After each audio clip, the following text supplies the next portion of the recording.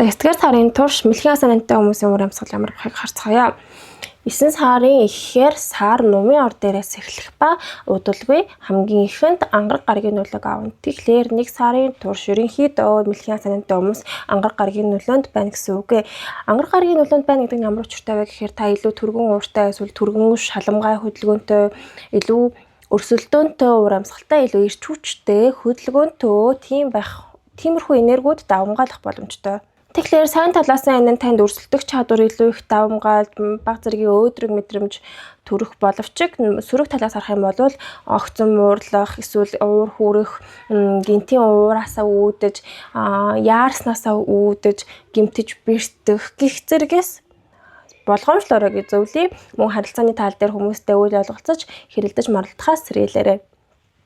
Сар нь 1 орд дээр 2.5 хоног зочилдогороо хамгийн богино хугацаанд 1 орд дээр зочилдог. Тийм учраас хурдан хэлбэлзэлтэй байдаг. Мэлхийн санаантай хүмүүсийн өдөр тутмын биеийн байдал, сэтгэл зүйн байдал нэг дэшээ, нэг доошоо, нэг дэшээ, нэг доошоо байдаг онцлогтой. Тийм учраас энд дурдсан өдрүүдийг эрэг таатай өдрүүд гэж хүлээж аваарай. Сөрөг өдрүүдэд нь таны сэтгэл санаа байдал жоохон тиймхэн, муухан, эсвэл биеийн байдал жоохон онцгүй байж магадгүй. Тийм учраас сөрөг өдрүүдэд өөрийгөө арчлан тордоорой. Эрэг таатай өдрүүдэд чухал ажлуудаа хийгээрэй гэж зөвлөе. Давхцаж буй өдрүүд нь эрэг таатай, сөрөг, сайнтай, муутай, тийм холимог өдөр гэдээ ойлгоорой. За 9 сарын 5-нд бархав сайд гарыг ангараг гарагийн нөлөөг авна. 8 сарын 27-наас 9 сарын 13-ны хооронд нөлөөлнө. Энэ нь юу гэсэн үг вэ гэхээр ерөнхийдөө одоо бархав сайд гарыг, азийн гарыг, өсөлт тэлэгт бүх эрэг таатай зүйлсийг өөртөө агуулдаг гарыг таны орд буюу мэлхийн санаантай зочилсон байгаа. Мэлхийн санаантай хүмүүс энэ 1 жилийн хугацаанд урам зоригтой ямар нэгэн зүйлсийг хийх эр зоригтой, хүсэл эрмэлзэлтэй, тэмүүлэлтэй байгаа. Харин ангараг гарагийн нөлөөнд энэ тэмүүлэлтэй байгаа хандлага нь жоохон хэтрүүлэхтэйгээр илүү эрч хүчтэй болоод хийж байгаа зүйл рүүгээ хитрхи шулуун дайрж агаад алдах эрсдэлтэй ч юм уу те, эсвэл гимтэж бэрдэх эрсдэлтэй байж магадгүй, эсвэл жоохон яаруу санд руу өмнө хэлсэнчлэн те ангараг гарагийн нөлөө нь хурцтмал орж ирж байгаа учраас энэ гимтэж бэртэх, өвдөх, бусадаа муудалцах гих зэрэгээс болгоомжлоорой гэж зөвлөе.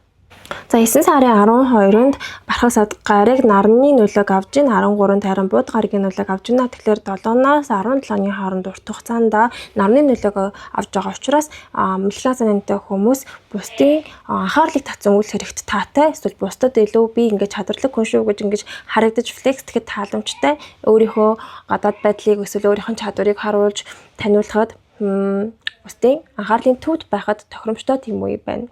Бууд гарагийн нөлөөнд та илүү хөдөлгөөнтэй, гүйлгээ ухаан сайтай, нас цаашаа явж бичиг цаасны ажил хийх, мэдээлэл дамжуулах, хүмүүстэй уулзах гэх мэтлэн тийм гүйлгээ ухаан шаардсан үйл хэрэгүүдийг хийх үе байж болно. Нарны нөлөөнд та ямар нэгэн байдлаар хэсэг бүлэг хүмүүсийг удирдан зохион байгуулж дунд нь ингээд ахлаад лид хийгээд явах тийм үйл хэрэгүүд бас өрнөж бас магадгүй. 7-р хавас буюу хосын харилцаа, хүн хоорондын харилцаа, бүх төрлийн нэг харилцаа, гэрээ хийлцээр, түншлэл гэх мэтчлэн харилцааны уур амьсгалыг харцгаая. 9 сарын 18-нд санчир гариг бууд гарагтай эсрэгцэн. Одоогоор санчир гариг нь буцах хөдөлгөөнд байгаа учраас энэ нь харилцааны хувьд жоохон таагүй нөлөөлж магадгүй. Таагүй гэдэг нь ямар утгаар гэхээр та хостойгоо харилцаа жоохон муудаад холдон салах ч юм уу, эсвэл уулзахаар ярьсан байсан бол амлалтанд туслагдах, эсвэл уулзалтанд хойшлох гэх мэтлэнгээр нөлөөлж магадгүй юм аа. Альва гэрээ хийлцээр нь жоохон туслагдах, эсвэл хоошлох, эсвэл ойрын аялал хийх нь жоохон хэцүү, танд амаргүй ч юм уу те, нэг нас цаашаа явах нь тийм шулуун бүтээд байх гэхээсээ илүү бага зэргийн хязгаарлалттай, жоохон төвчөө шаардсан тийм нөхцөл байдал бүрдэж магадгүй юм энэ хугацаанд. За 9 сарын 21-нд санчир гарыг нартай эсрэгцэн 14-өөс 24-ний хооронд байна. Ерөнхийдөө бол таны 7-р хавасыг хэрэгжүүлэгчийн санчир гараг шүү дээ. Тэгэхээр санчир гараг ретроград хөдөлгөөнд орсон байгаа. Тэгэхээр буцах хөдөлгөөнд орсон байгаа учраас таны хосын харилцаа эсвэл ямар нэгэн гэрээ хэлэлцээрийн харилцаа нь тийм сорилтонд орж байгаа. Нэг өөрчлөлтөд орж байгаа тийм цаг үе өрнөж байгаа. Тэгэхээр яг 14-өөс 24-ний хооронд таны ямар нэг чухал харилцаа эсвэл чухал гэрээ хэлэлцээрийн холбоотой ямар үйл хэрэг нь тийм чухал өөрчлөлттэй эсвэл чухал шийдвэр гаргах шаардлагатай тийм үе болж өрнөх болов уу гэж таамаглаж байна. Ажил мэргэжил болон нийгмийн харилцаа, карьерийн сэдвийг харцгаая 9 сарын турш. Ажил мэргэжлийн хувьд бол сарын эхний 19-ны хооронд бол эрэг таатай нь учир нь мархас цаад гараг болон сугар гарагийн нөлөөнд орж ирж байна. Өөрийнх нь хийж чаддаг чадвараа хүлээн зөвшөөрүүлэх, өөрийгөө таны хийж буй ажил нь явцтай, өсөлт, тэлэлттэй, амжилттай байх үе байх болно. Сугар гарагийн нөлөөнд харин хүмүүстэй харилцах үйл хэрэг таатай, бизнес уулзалт хийхэд таатай гэх мэтлэнгээр ерөнхийдөө 19 хүртэл ажил мэргэжлийн хувьд таатай байна. Гэхдээ 9 сарын 24-нд ангараг гараг Плутогийн нөлөөг авж ийн. Тэгэхээр 22-оос 27 оны хооронд бол ажил мэргэжлийн хувьд хүнд хэцүү асуудалтай байж болно. Магадгүй энэ ажиллаа хийхэд танд ингээд дарамт шахалттай амар хэцүү эсвэл хийх гэхээр ингээд өөр асуудлууд гарч ирээд хийж чадахгүй басаа болоод өөр амар стресстэй жадрах ч юм уу те эсвэл хэтрүүлэн ажиллаж биеэ зовох, маш их ажлын ачаал дарагдах гэх мэтлэнгээр нөлөөлж болно. Эсвэл таны ажилладаг газар ямар нэгэн системийн өөрчлөлт гарч түүнийг дагаан мөрдгөөс өөр сонголтгүй дарамт шахалтанд орж түүнээсээ болж хэцүү байдалд орж ингэж үзэж болно. Эсвэл Плутогийн нөлөөнөөс үүдэж одоо хийж байгаа ямар нэгэн ажил нь дуусаж ажилласаа гарах ч юм уу эсвэл ямар нэгэн төслийн ард гарах ч юм уу хийж байгаа ажлаа юутаач хийж дуусгаад нэг мэс ингээд хаагаад хайжин гэж бас үзэж бас болно зарим хүмүүс. 4-р хаусын сэдвийг харцгаая. 4-р хаус нь таны оршин суудаг газар, үйл хөдлөх хөрөнгө, гэр бүл, хамаатан садан, цусан төрөл, таны үг үндэс, эсвэл таны хувийн бизнес, таны хөтэлдэг влог, хаяг, Instagram, YouTube тэрний үчиж болно. Гэх мэтлэн таны дотоод хэргийн сэдвийн хүрээнд ямар урамсгалтай байгааг харцгаая. Ерөнхийдөө бол таны 4-р хаус дээр одоогоор ангараг гараг ирсэн байгаа учраас жоохон онцгүй байгаа. Ягаад ажил мэргэжлийн хувьд эрэг таатай байгаа ч гэсэн сэтгэл сарын турш гэр бүлд бол жоохон хэрүүл маргаантай ч юм уу эсвэл ямар нэгэн байдлаар гэртээ засвар хийгээ жоохон чимээ ихтэй ч юм уу те ямар нэгэн байдлаар тийм тайван биш хөдөлгөөнтэй эсвэл гэр оронд юм эвдэрч засварлах шаардлагатай байгаа ч юм уу эсвэл гэр бүлийн гишүүнтэй муудалцсан байгаа ч юм гих мэтлэнгээр тийм жоохон онцгүй жоохон марсын дайны уур амьсгал 4-р хаус дээр давамгаалж байна. 9 сарын 5-нд ангараг гарыг санчаар гарагтай дүрлжин аспект үзэгч 8 сарын 27-ноос 9 сарын 13-ны хооронд гэр бүл оршин суудаг газарт ямар нэгэн одоо асуудал байгаа бол тэрнийгээ засварлаад гэрээд гойж чимэглээд энтрээр хийх ч юм уу те эсвэл гэр бүлтэйгээ харилцаанд илүү их төвлөрөх шаардлага гарч магадгүй юм. Залгуулаад 9 сарын 16-нд ангараг гараг болон сугар гараг sextile аспект үзэгч. Тэгэхээр ерөнхийдөө 8 сарын 27-наас 19 хүртэл сугар болон бархасад гарагийн нөлөө орж ирж байгаа учраас гэр бүлд ямар нэгэн тэмдэглэлт үйл хэрэг бас тохиолж магадгүй эсвэл гэрээ тохижуулаад шинэ үнэтэй зүйл, материалын зүйл оруулж ирэх ч юм уу. Өөр эсвэл гэр бүлийн гишүүнд тэмдэглэлт үйл хэрэг тохиох эсвэл гэр бүлийн ам бүл нэмэх ч юм уу те тэнийг гэр бүл эсвэл хамаатан саданд өсөж өргөжөнд хэлж байгаа тийм уур амьсгалууд харагдаж байна. Зарим бэлгийн санаатай хүмүүс энэ үед үйл хөдлөлтөй холбоотой эрэг таатай гэрээ хэлцэр хийх ч юм уу гэх мэтчлэнгээр таны 4-р хаусын сэдвүүд нь өргөжөнд хэлж гин. Эсвэл хувийн бизнес хийдэг бодвол хувийн бизнес нь ололт амжилттай хүмүүс харилцагч их ч юм уу их байх гэх жишээний ч юм уу. За 9 сарын 21-нд сугар гараг Uranus RX-тэй уулзна. Тэгэхээр 19-наас хойш ер нь жоохон асуудалтай болгоомжлох хэрэгтэй. Учир нь Uranus нь гинтийн таамаглаагүй дэлбэрэлт ч юм уу те эсвэл за яг муугаар хариулт дэлбэрэлт шүү.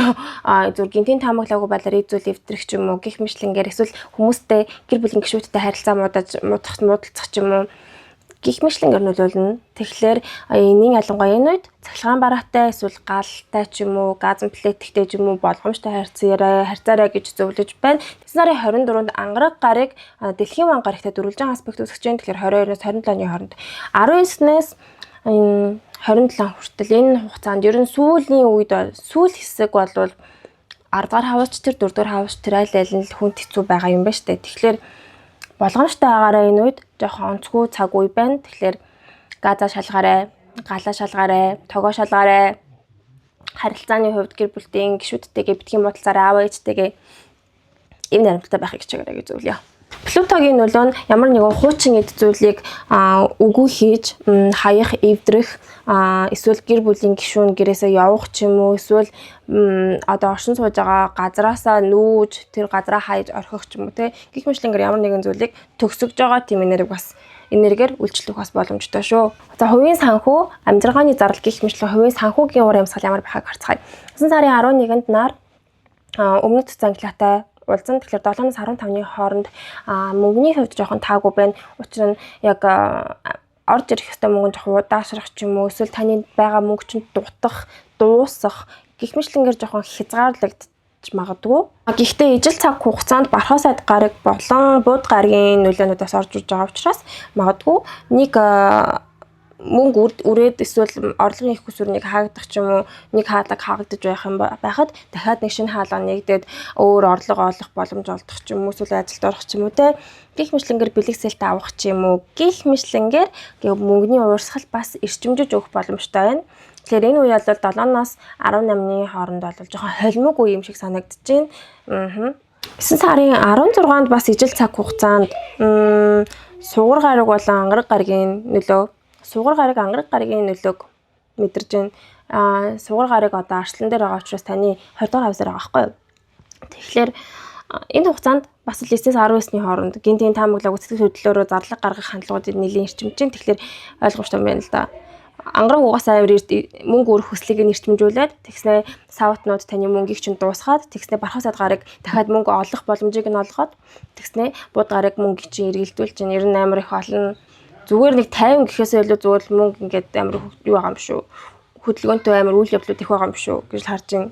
Гэтэ яг энэ мөнгөний асуудал гэж болон таны хоол хүнсний асуудал бас байж болно. Гэх мэтлэнгээр ямар ч төрлийн тийм материаллык үйл хэрэгүүдээр эдгээр энергиуд нь нөлөөлнө.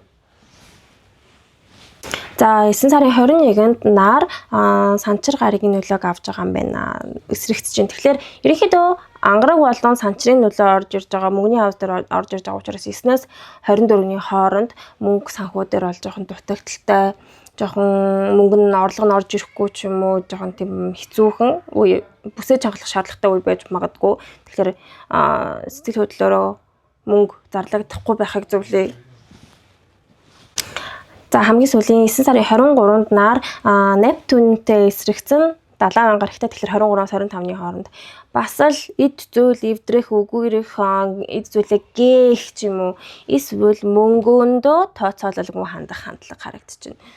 За нэг 20 дугаар хавс нэг иймэрхүү байгаа юм байна. Нэг амар сайн гэхээс илүү ер нь жоохон зарлага нь их харагдаж байна. Сэтгэл хөдлөлөөрөө их зарлагдаж байна.